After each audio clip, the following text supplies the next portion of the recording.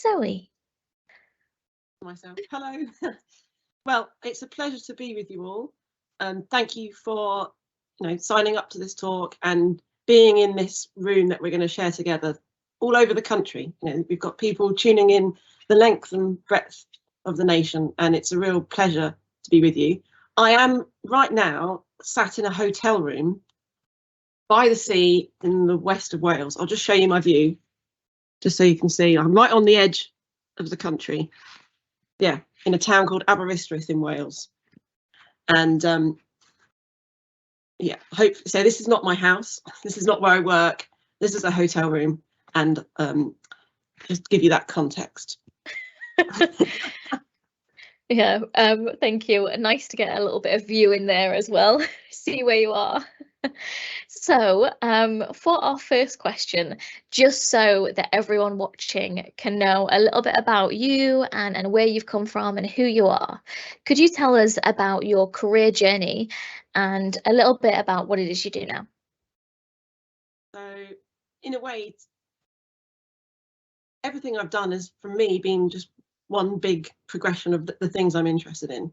So if I was to answer that question at the beginning, I don't know what the beginning would be in the sense of when did it start, but I know as a child I was interested in making things and art and design and engineering, because they were all the practical kind of things you got to do either at home. Like I love drawing, I love making inventions, as I'd call it. Like I remember my mum, we always used to tease her because she'd get a lot of rubbish in her car somehow. Like, we don't know where, like, what is all this rubbish? And so I made her a bin that hung in the footwell of the car so she could throw things and they would always go in the bin and then you could gather it up.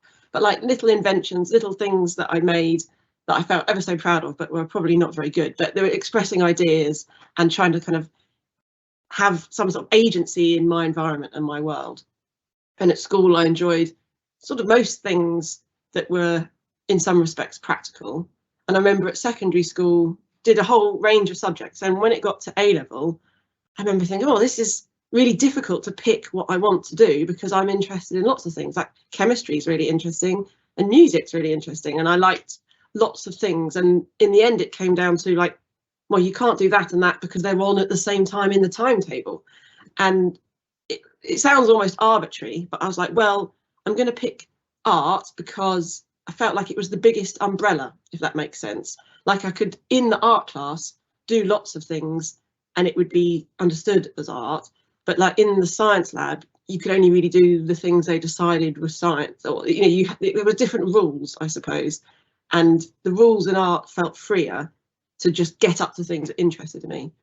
And so then when I left school I went to art college to make things, and you could think of it as sculpture or product design or fine art or filmmaking. Like, I thought, oh, I'll be a film director at some point. And there was always interested in processes and making things and the processes that went with those. And again, thought, well, art is the kind of that biggest umbrella. But working in an art context, I found myself doing experiments, like doing types of work that was testing something or making something to see, like, what if it was this, and being quite rigorous and quite focused on problem solving. And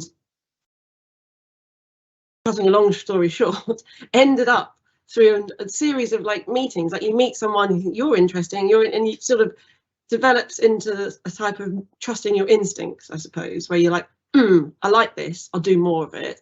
That actually I was offered a chance to do a PhD in a mechanical engineering department. So now moving into, from kind of art A levels and first degree experience in art and a master's in London in art, I then started a PhD in a mechanical engineering department. So I went from not having any maths A levels, science A levels, into a science department to do a PhD.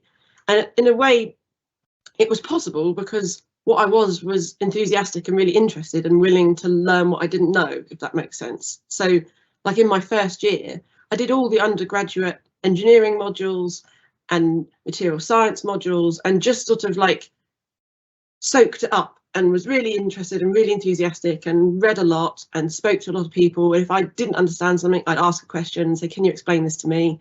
And try to get myself up to a level where, although I hadn't got the time of exposure to that subject as other people had, I tried to get myself up to that level of understanding, so that when I did my PhD, I could do it with both a material science and engineering hat, but also with a kind of art, design, creative hat.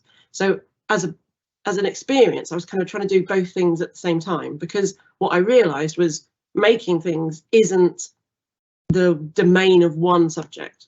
So, you know, lots of subjects are interested in materials and processes, and materials for me are amazing things. And if you were to look at them as a chemist, you see one story. If you look at them as a material scientist, you see another story. If you look at it as a structural engineer, you'll see another story. If you look at it as a sculptor, you see another story. But it's the same stuff. It just has these different conversations with different disciplines. And I thought actually there was a chance to do work that just was putting materials first and then the disciplines later, I suppose. Which really kind of nicely leads us on to our next question, which is, you know, you started the Institute of Making. So could you tell us a little bit more about, you know, why you started the Institute of Making, and what sort of role does it fill that wasn't there before? Because it's such a unique, you know, company that does a lot of unique work. So what kind of inspired you to find that, found that, and start that kind of company? So to describe it, for those who don't know, the Institute of Making, firstly, it's a kind of idea, in the sense of it's an idea about materials and processes and stuff and things living under one roof and being for anybody who's interested in it. So we're part of the University College London, and we essentially offer a facility to that university. We offer a space that's like a bit like your school DT room, a bit like your school art room, a bit like your school science lab, a bit like the, you know, your school's kitchen, and it mashes all those different pieces of equipment into one space and says, right, you have access, have at it, come and make stuff. So there's a physical space, it's full of materials. We have our materials library in the front, which is like floor to ceiling, wondrous array of stuff. And then we have our workshop at the back, which is all the equipment. So it's a physical space, and it's an idea that there's something that can come from having these things in place and these different people coming together in the space to get up to things that will be interesting. It's like trusting that something will come from it.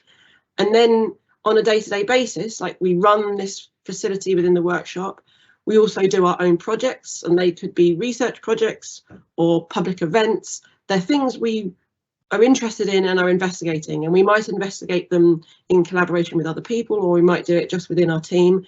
We might investigate these ideas and then put them out into the public domain in form of an event. So, for example, one summer we put on a slime Olympics.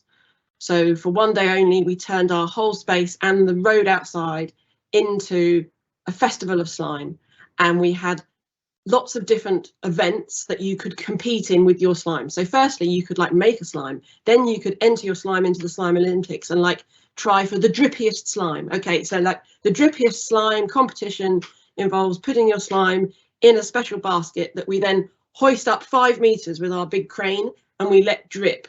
And it's the slime that forms the longest continuous drop without breaking. So it couldn't be just water, because if the water went through the mesh, it would just be onto the ground, but it wouldn't be one string. You know what I mean? Like you want that kind of continuous thread.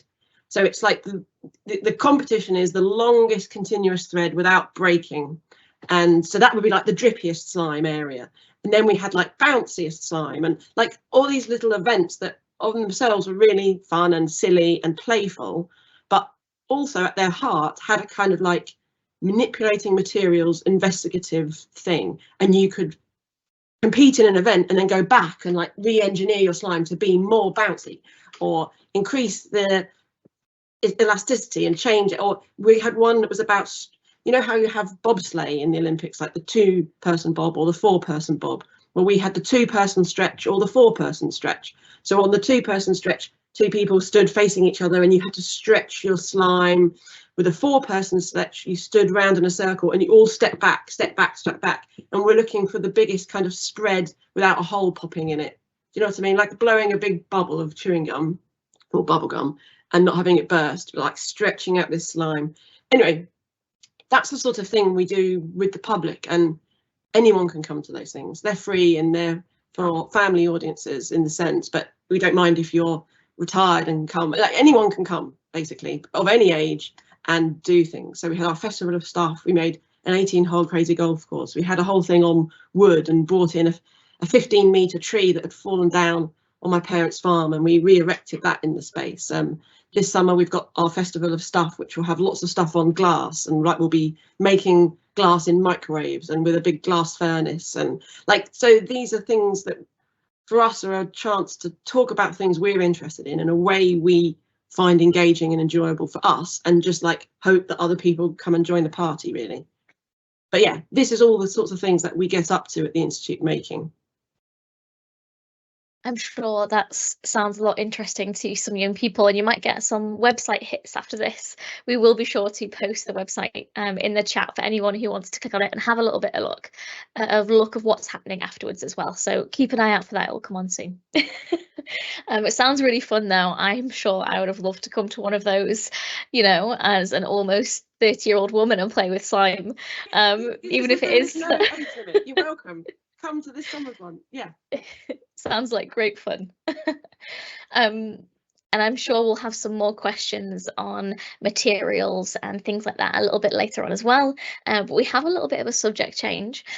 So our next question is, you know, you have told us previously that you struggled with dyslexia, and you were diagnosed when you were quite young in school, and you found the academic side of school a little bit difficult.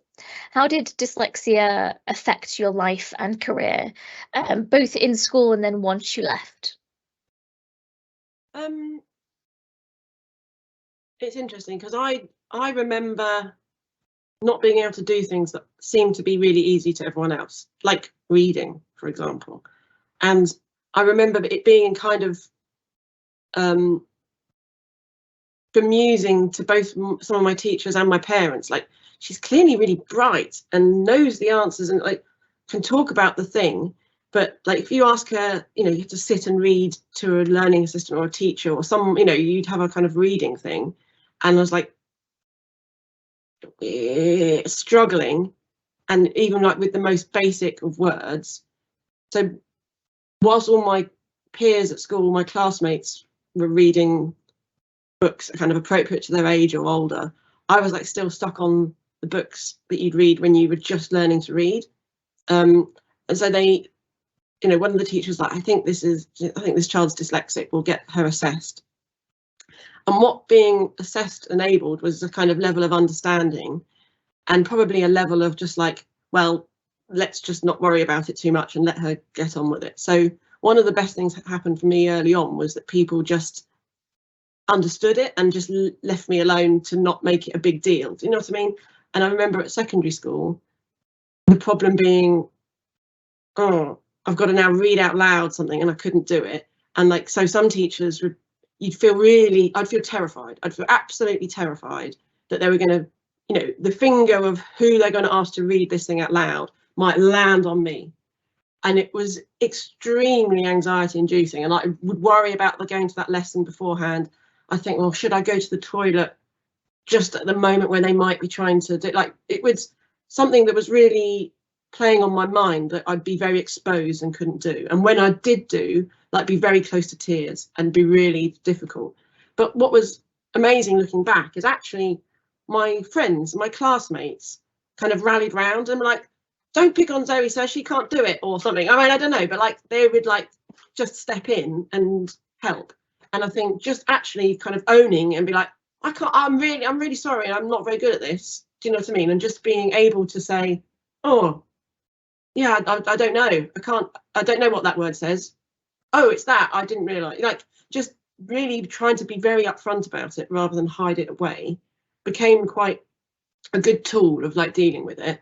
And the other thing is, I think people understood that I was really trying. Do you know what I mean? Like, I remember in French, like I would revise, I'd absolutely try really hard, and we had spelling tests. Oh God, vocab tests every week, and I'd have to do this French spelling test.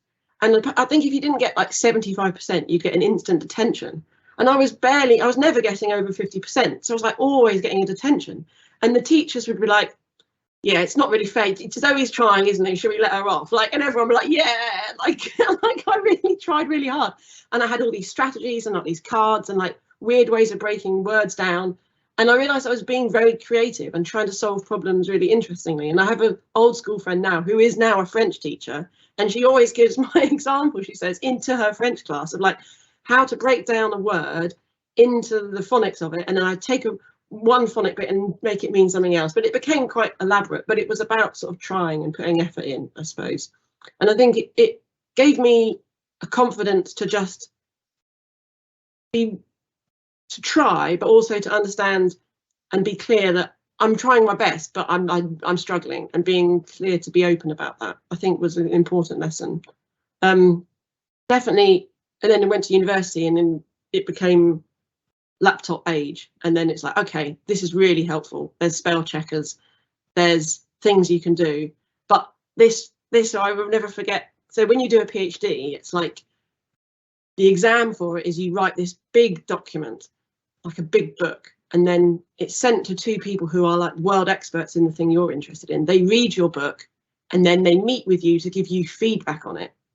And they were like extremely glowing about the content of it. And then they said, we just have to say, there is a spelling mistake on every single page of this. Did you not get anyone? I was like, I did. I used every tool I could.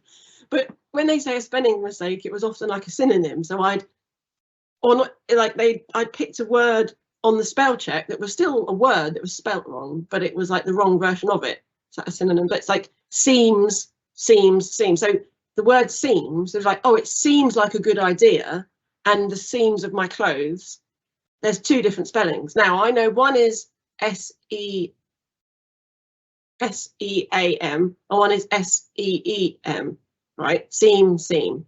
But I don't know which way round it is. And to be honest, it wasn't until I knew that was the point. I learned there really was two versions of it, and that was a problem, because I'd be like, yeah, it's not wrong because there's not a red line under it, so I just happily carry on, you know what I mean? Or there's a red line under something, click, and I just pick the top one. I didn't really think there could have been other options anyway.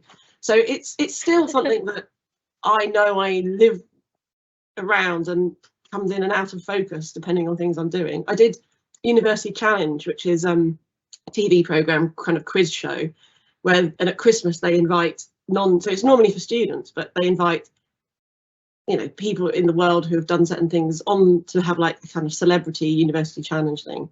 And there was one question, it was about materials, and all my team were like, oh, it's Zoe's question. And they were like, right, so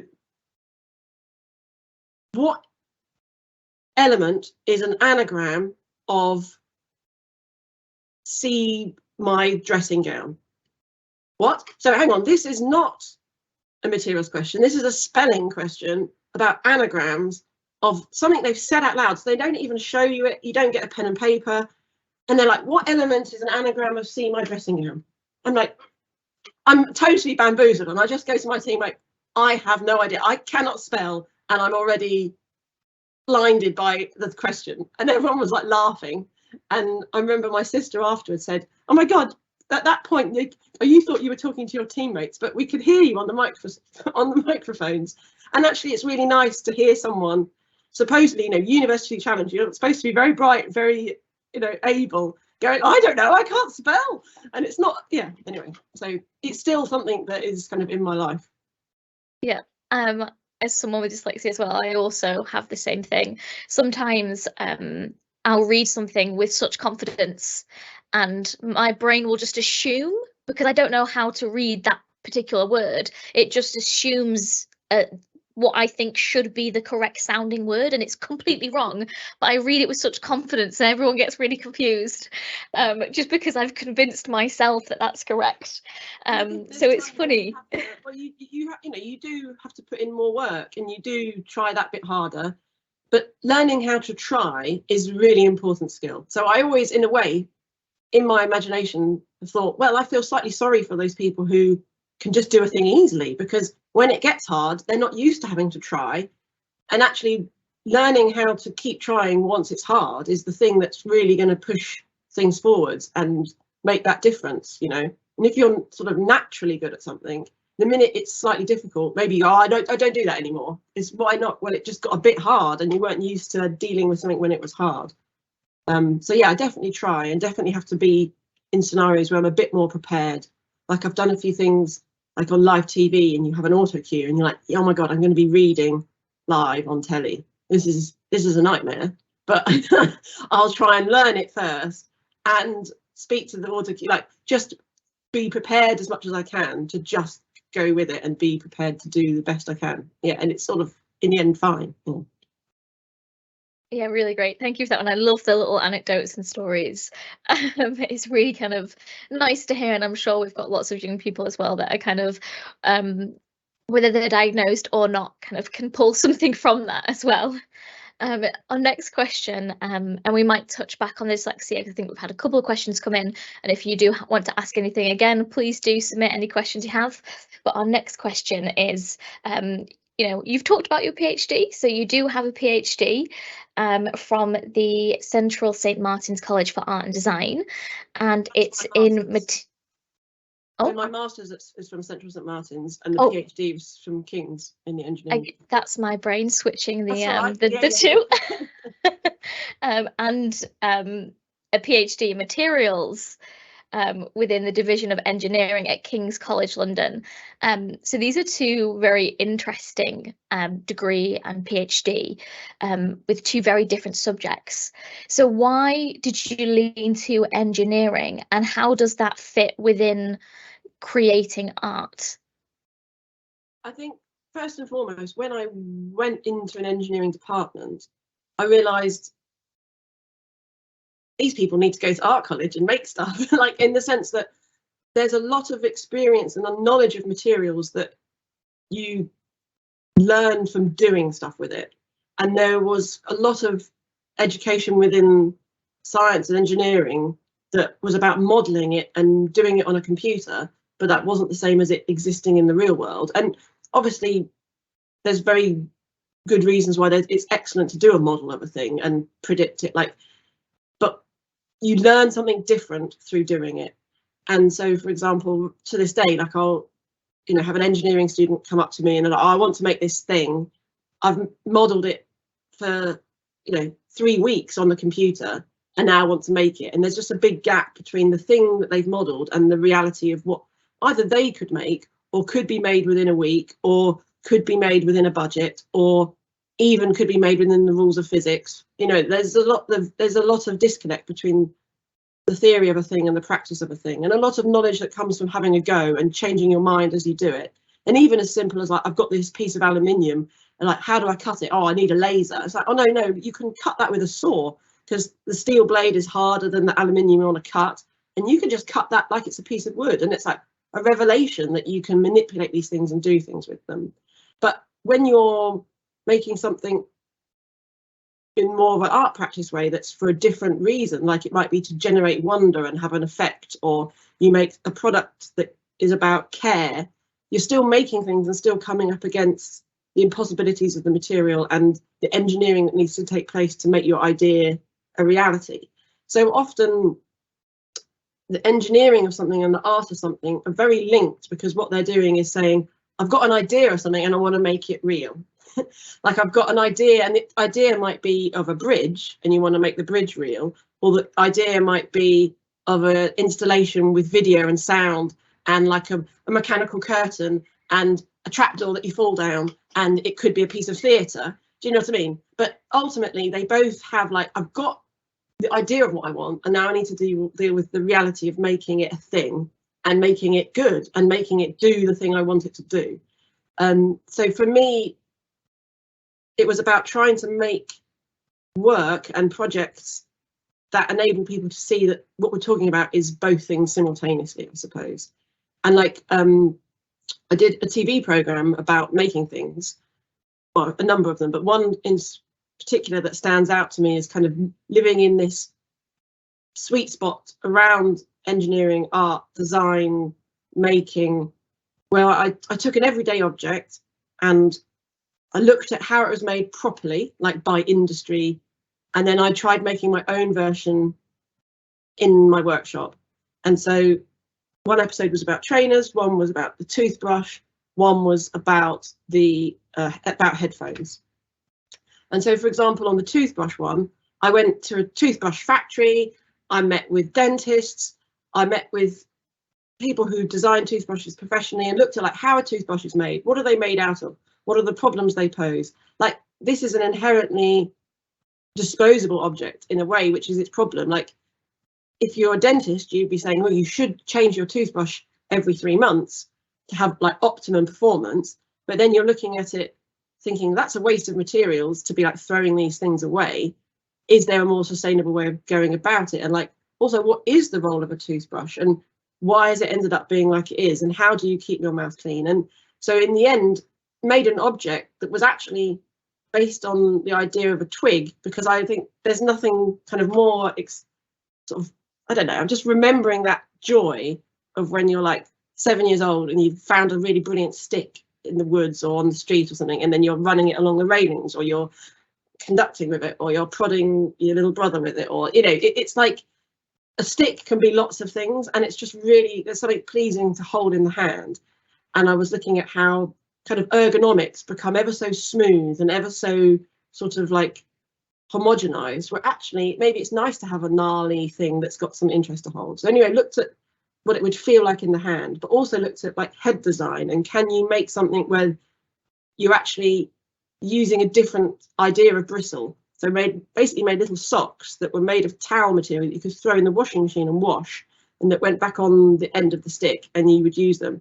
And like the dentist looked at it like, oh, this is working just as well as a bristle brush, but the whole thing, you know, you took the socks off the end of it and put them in the washing machine and then put them back on. So it was like reimagining what a toothbrush could be through something quite playful, something quite imaginative, but with the research, with the rigor, with the working with the dentists to say, is this actually better or not? Because there's no point doing it if it's just for fun. Like, you want it to be a really good toothbrush, and then push the idea of toothbrushness a little bit further forwards and like develop a new type of toothbrush. Anyway, I've sort of rambled into a new territory, who knows? No, really kind of interesting to think about. And as someone who, you know, it doesn't do art or engineering, I've never thought about a toothbrush really before. So interesting to hear you talk about it. And it does get you thinking. And it's, what you don't realise is there's a little bit of metal inside most toothbrushes, because you've got the material of the handle and then you've got the material of the bristles, and then they staple the bristles into the head with a little metal staple. So you might think, well, like that whole toothbrush just could go into recycling and be melted down somehow, but it can't, because it's got these bits of metal in that you've got to get out, and the bristles are made of something different from the handle. And even though it seems very simple, it's much more complicated than it might seem. So yeah, but we can come back to that if you want. Our next question then is quite a fun one, quite simple. What is your favourite material to work with, and what's the kind of what's your maybe favourite thing that you've made? I mean, it's tricky because I like them all, and you know, everything's got its pros and cons, and everything's kind of, if you give it the time and space, I can really get excited about all materials. I really enjoy working with things that I can do quite quickly, because often I'm just sketching something in a physical form. So you might do a sketch on your notebook really quickly to get an idea across, or you could spend like 3 days doing a drawing, but actually you might do 10 sketches in half the time you could do one perfect drawing, and those 10 sketches start to tell you more. So I'm interested in making things in quite quick ways that tell you things, and I can work really quickly in wood. It's really, for me, a fast material. Also, I like the sound of working with wood, whereas the sound of working with metal, for me, it's a bit more, not, it's just like louder and you can't have the radio on or something.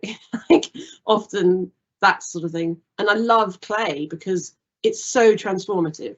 Like if you're making things with ceramics and you're starting with mud and this ball of clay, and then it has so many stages. Like there's like a stage when it could be completely just a liquid and you could cast it in a mold.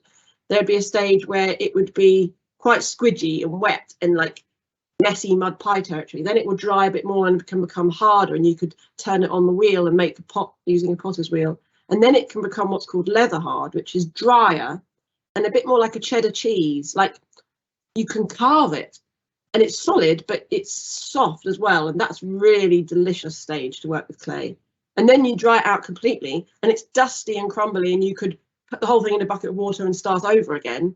Or you could be like, no, I like it. I'll put that into a kiln, and you fire it, you know, you go over 1,000 degrees and that mud transforms into ceramic, and its structure changes into something that if you were then to put it in a bucket of water wouldn't collapse back down. It's like immutably transformed forevermore into something which is incredibly ancient. You know, we find pottery fragments in your garden all around the country because it won't rot down, it really lasts, although it's quite fragile. And I say pottery fragment because it's probably something that's smashed. So there's both like a delicacy and an eternal nature to ceramics, what I really enjoy. And I made something, this is one of those things something I've made that I don't feel like I've fully fulfilled its potential with, that I'm really like secretly excited by. I made just a normal mug, but with a very specific handle. And I made a mug that can balance on its handle. Maybe I should try and draw it, but imagine I've got a mug, I'm holding the handle and there's a mug up here and I'm going to drink it normal style. I've made this mug so it can balance on its handle face down, so that any liquid inside it would drain out. So this was based off the premise of, like, if you go into your the teacher's staff room canteen, or like a little shared tea point, or kitchen in a shared house at university or something where other people are doing washing up, there's a sort of phenomenon, I think, of people washing up a mug and putting it face down on the draining board, which makes total sense because you want the water to drain out. But then I look at it and think that draining board is kind of disgusting. And those mugs, the bit that's going in your mouth has been like sat in that sort of like festered pool of water on that grubby draining board. And I was like, that's sort of disgusting. And then doing it completely upright just means all the water is going to gather in the bottom of the mug. So I made this mug so that it can balance on a 45-degree angle facing down. So like the communal area mug thing. Anyway, I've made one prototype and it works really well. I'm like, oh my God, that's really exciting. But then I've yet to sort of put it into production. And the next stage, I think, would be to make like 20 for my team at the Institute of Making, so that our shared tea area would have just these mugs and they could drain like that. Or anyway, but that's something that I've made that it's fantastic because it's the clay that enabled me to prototype and make it work. You know, that ability to carve it and just get it just right. Like, I wasn't modeling on the computer. I made a thing and I carved a bit more, looked at it. No, it needs to be slightly more, carve a bit more. So I was able to quickly iterate. But now it's a mug that I'll have forever unless I drop it on the floor. But, you know, that's just going to sit in the archaeological record as, yeah. Anyway, that's the thing I've made that I really like. It's very simple. But, yeah.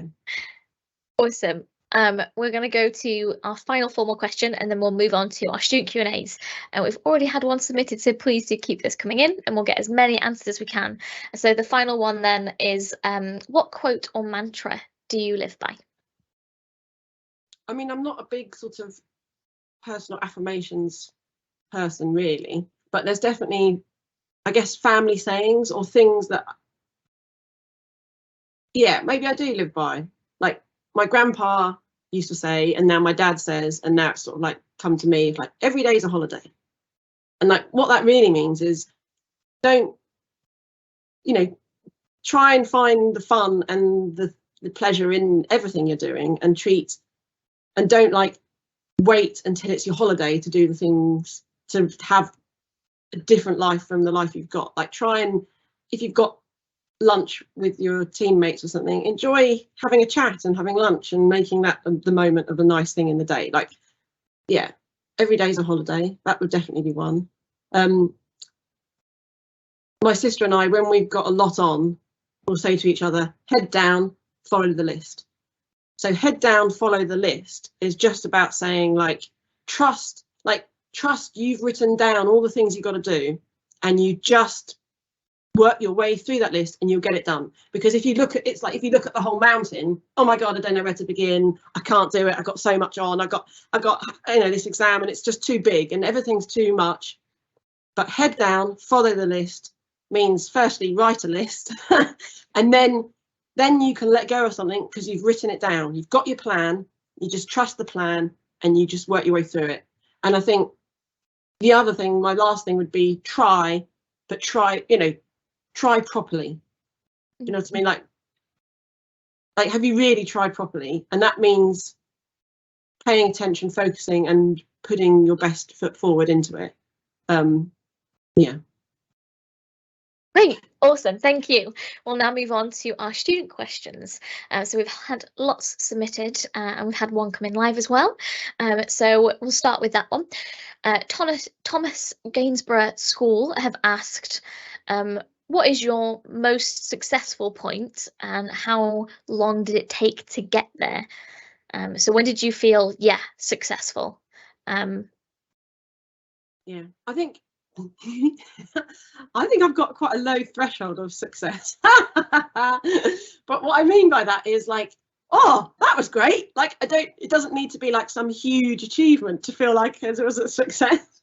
But there's definitely been things where so you're going to give a talk and you're a bit nervous and it went quite well. You're like, oh, that was great, a success. You know what I mean? And so I've definitely felt successful quite a lot, even though it wasn't massive. It's not a big deal. It's just I feel like I'm doing something. And that's when you're busy getting up to stuff, I think it's important to not, because the thing that can hold you back is criticizing it before you've even done it, and not doing the thing because you're well, that won't be this can't be that. And that's not the successful mindset. That's not the thing. You got to just do the thing and take from it the successes that you can. I do remember once getting an email from somebody at Apple, and I thought it was a joke, but they're oh, we've heard about you and we're interested in materials, be really interesting to talk. And I'm like, is this actually from Apple? From the design HQ, not just Apple Care Centre, you've got something wrong with your computer, but from the headquarters of Apple. And long story short, they flew me out there and I met with the design team, 12 people, Johnny Ives at that point and the gang. Was, oh yeah, these two do phones, these two do laptops, these two do iPads. And you're oh my God. And it was somehow knocking around playing football in the back garden, and then Man United pointing at you going, yes, you come and have a trial. You're interesting, come and meet us. And you're oh my God. And it was really interesting to see that world and see how you get things done at an extraordinary scale and with an extraordinary amount of care and attention. It was really interesting. But that felt that was a moment. Yeah, definitely. Our next question then comes from Orleans Park, and they've asked two. So, which is the most interesting material that you have ever come across? And which is your favourite sustainable material? Gosh, there's a material which is, for me, you might say it is interesting, but my job is to explain why it's interesting, right? So there's a metal called tin. Now, tin is a metal which we're used to kind of hearing about, in the sense of people might talk about tin foil or tin cans, but tin foil is actually aluminium foil, and a tin can is actually a steel can with a very thin lining of tin inside it. And so we don't often come across tin in a kind of block form, but if you ever do, it's kind of remarkable because it does something incredible. So if I was to have a biro or a pencil, that kind of rod sort of shape made of tin, it would just be a solid stick of metal, but I could bend it. Okay, and again, that's not remarkable because I could bend a spoon or something in the school canteen. I've bent a fork. Bending a metal is not remarkable. But what's remarkable is when you bend the tin, it goes, and you're what? It makes a sound. and it makes a sound that's a bit squeaky, but it's also a bit crunchy. So it's also it's like you're walking on sand. It's a bit squeaky, a bit crunchy, and it's called the cry of tin. So it's like, oh, this material from its insides is kind of doing something that's making a sound. And then you're like, well, what is it doing? And suddenly your imagination is pulled inside the material. And if you were to read about it or hear from me or find out, what happens with tin is it's got, like all metals, it's made of crystals. But in tin, the crystals are a particular shape and orientation. That means when they're bent, they rub over each other and catch. And those vibrations are so extreme that you can hear it and you can feel it in your hand. So when you bend it, it's kind of sounding like it's crunching and cracking, and it feels like it's splintering and it's going to shatter like glass, but it's just a sort of malleable, soft piece of metal. And it's just very weird, but in a quiet way, that instantly makes you ask questions about its internal structure and the material science of this stuff. Like, whoa, what is happening there? So tin. And then the second half of their question was, I've forgotten. Favorite sustainable material or interesting sustainable material? This is probably not curriculum safe, because I'm going to say I don't really think there is any such thing as a sustainable material. There are only better or worse systems. And what I mean by that is you can't just make a thing and call it sustainable because it's brown or because it's made of wood or because it's like 50% recycled coffee grounds. It's like much more complicated and a much bigger system than that. And it's like, well, is that thing made of wood from a tree that might have grown and taken 2,000 years to mature and was the only one left in the world? Or is it a fast growing wood that's sequestering carbon and has been cut down and replaced? Is it a wood object that is then designed to last 50 years, 100 years, 500 years? Or is it a wooden thing that's been made that's going to be thrown away or burnt in 2 weeks' time? Like, what happens to stuff is as important as what the stuff is, if that makes sense. So a sustainable material is a way of describing something that can be meaningful but also can be meaningless, I think. And so for me, it's more about asking big questions about things and being attuned to the complexities of stuff and doing the best you can in those moments.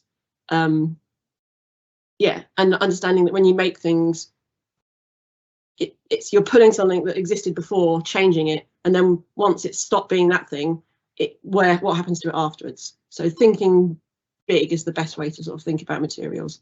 And like someone might write to me like, oh, I've invented a sustainable material, and it's like I'm making coffee cups out of coffee granules. And you're like, oh, great, I'd love to see the recipe for that.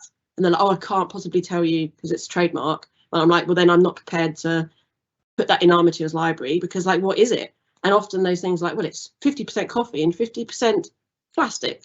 And it's like virgin plastic from oil, or like, it's more complicated than just a sustainable material, boom, and you're fixed, I suppose.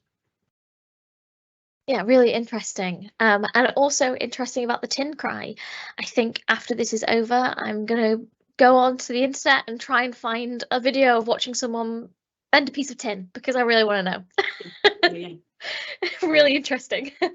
We have time just for maybe one more question, and we have this really nice one that's come from Shirebrook Academy, and it's, what's the first piece of engineering that struck you as a definitive piece of art rather than something that was purely for function? I think the first one that I experienced myself was in the Tate Gallery in London. There's a space called the Turbine Hall, which is a really large gallery space. So pieces of art get put on there. And time again, I'd see a piece of art in there that was incredible. Like, it generated this amazing experience. But what lay behind it was amazing engineers who made it happen.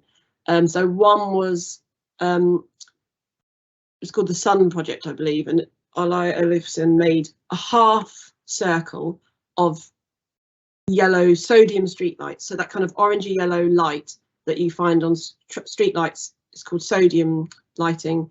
I won't bore you with how that's made, but anyway, the point is it's got made a half circle like this, and then it hit the ceiling, and then above the half circle the whole of the space was mirrored, and that made the whole thing look like a sun, because it was then became round, and then there was a mirror, and the mirror stretched across the entire space, and the whole place was in darkness apart from this sun. So you walk in and you're instantly transported to thinking about the sun, thinking about streetlights, thinking about the weirdness of this atmosphere, and you're aware, and then there's yourself and mirrors, and then there's people in the space behaving weirdly because suddenly the lights have changed and there's mirrors and they're lying down, and they're like, you've made an installation which has shifted how people behave because of this thing you've made.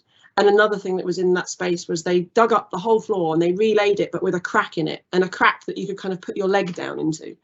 And this was an extraordinary piece of engineering to make this work. And it was an art installation that for me actually wasn't a rigorous enough crack, if I'm honest. Like, it wasn't fractal enough. It didn't really push and make me believe it was a crack. But what it made me think is, oh my God, someone has relayed this floor with a crack in it. That is amazing. And like, it's both wondrous that it got done and that the idea was born, and that the two things came together to, again, take a space that was indoors and make it feel like an earthquake had happened and the floor had moved apart, and then you could see down. Yeah. Awesome. I love that. Well, as we come to the end of our time, sorry to all the questions that didn't get asked, but we only had enough for so many. Do you have any final thoughts and feelings that you'd like to leave our young people with today? Yeah, just go for it. Get up to stuff. Try properly. Notice what you enjoy. Like, I'd say develop your antennae. Notice when you're like, oh, I like that, and snuffle after more of it, kind of thing. Just notice in yourself where your interests are and what you enjoy, and trust that feeling. But yeah, I'm really sorry that we haven't got time for more questions. But I think you could probably email the Speakers for School gang with any questions from me, and I will reply to all of those. If they get any feedback, any questions, I will get back to you all. So yeah, feel free to send something in if I haven't covered something you want to hear more about. Yeah, certainly. They can always go to the email, which is my email that sent them the link for this session, or they can email broadcasts@speakersforschools.org with any questions, and we can certainly get those over to you. But thank you for joining us today. It's been really wonderful to have you on to talk about materials. I've loved everything from the toothbrushes to the mug. It's been really kind of interesting to learn and to hear about all these different things that we just never think about on the day-to-day. So thank you for joining us.